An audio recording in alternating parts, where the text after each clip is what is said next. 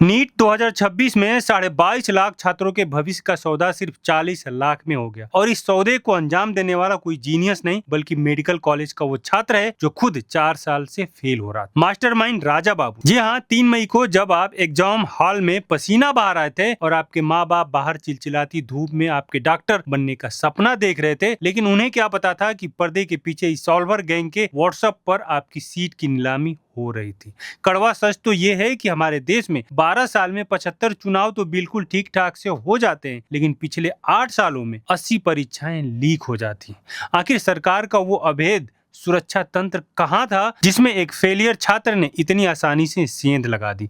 12 मई की परीक्षा का रद्द होना इस बात का सबूत है कि इस बार चोरी नहीं, आपके और मेरे हम सब के हक पर डकैती हुई है। अगर आज पूरा देश एक साथ नहीं बोला तो कल काबिलियत की नहीं, सिर्फ पैसे की कदर रह जाएगी। अगले 3 मिनट में देखिए उस शिक्षा माफिया का वो खौफनाक चेहरा जिसने पूरे देश के भरोसे का कत्ल कर दिया। देखिए, आज पेपर लीक मुक्त भारत सिर्फ एक नारा नहीं बल्कि इस देश की सबसे बड़ी जरूरत बन चुका है। जरा सोचिए, जिस देश ने पिछले 12 साल में 75 चुनाव बिना किसी चूक के करा लिए, उसी देश में पिछले 8 साल में करीब 80 पेपर लीक हो गए। आज ऐसा कोई पेपर नहीं बचा जो माफियाओं की मंडी में बिका ना हो। हालिया मीडिया रिपोर्ट और जमीनी पड़ताल में ये खौफनाक सच सामने आया है कि किस तरह नीट के 180 सवालों वाले पेपर में से 135 सवाल गेस्ट पेपर के नाम पर लीक कर दिए गए। जब ये कड़वे तथ्य और सबूत चीख चीख कर सच बताने लगे, तब जाकर सरकार जागी, एनटीए की नींद टूटी, पेपर रद्द हुआ और आनन फानन में जांच सीबीआई को सौंपी गई। सरकार कह रही है कि वो किसी के साथ अन्याय नहीं होने देगी,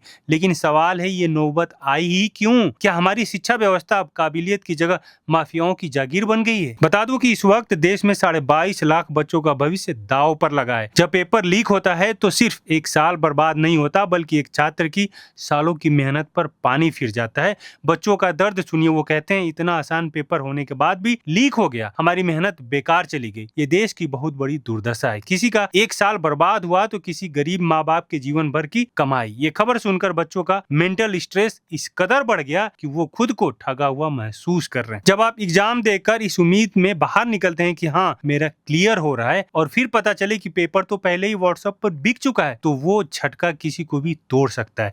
बच्चों को अब ये डर है कि क्या आगे कोई भी एग्जाम सुरक्षित होगा? क्या हम एक ऐसे रास्ते पर चल रहे हैं जिसकी कोई मंजिल ही नहीं है? नीट के एग्जाम का बार बार विवादों में आना ये बताता है कि हमारी शिक्षा व्यवस्था आईसीयू में है। डेटा और एनालिसिस साफ दिखाते हैं कि ये कोई छोटी चोरी नहीं बल्कि करोड़ों का एक संगठित कारोबार है। माफियाओं ने प्रिंटिंग प्रेस से लेकर कोचिंग सेंटर तक अपना जाल बिछा रखा है। सरकार को अब समझना होगा कि सिर्फ एग्जाम रद्द करना समाधान नहीं है। समाधान तब होगा जब राजा बाबू जैसे अपराधियों और उन्हें रास्ता देने वाले सफेद पोस्ट अधिकारियों के लिए द राजा बाबू लॉ जैसा सख्त कानून बनेगा, जहां सजा सिर्फ जेल नहीं बल्कि सीधी उम्र कैद और संपत्ति की कुर्की हो। अगर आज हमने इस बदहाली के खिलाफ आवाज नहीं उठाई तो कल काबिलियत रद्दी के भाव बिकेगी। ये आपके बच्चों का भविष्य है, इसे माफियाओं के हाथ नीलाम मत होने दीजिए। आपका इस पर क्या कहना है कमेंट सेक्शन में जरूर बताइएगा। जय हिंद, जय भारत।